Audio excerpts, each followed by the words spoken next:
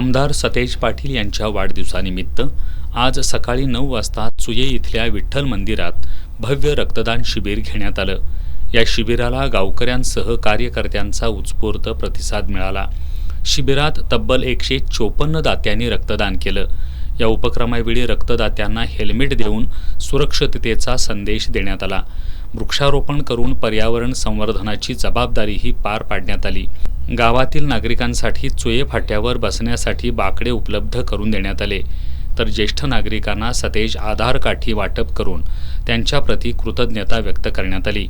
कार्यक्रमास जिल्हा परिषद सदस्य एकनाथ पाटील, गोकुळचे संचालक प्रकाश पाटील, माजी पंचायत समिती सदस्य सागर पाटील यांच्यासह मान्यवरांनी उपस्थिती लावून उपक्रमाचं कौतुक केलं।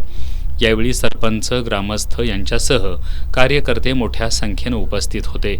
रक्तदान हेच श्रेष्ठ दान हा संदेश देत केवळ वाढदिवस साजरा न करता समाजासाठी काहीतरी देण्याची परंपरा चुये गावानं कायमपणे जपली आहे। अशा उपक्रमांमुळे समाजात एकात्मता, सेवाभाव आणि प्रेरणा निर्माण होत असल्याची भावना यावेळी व्यक्त करण्यात आली।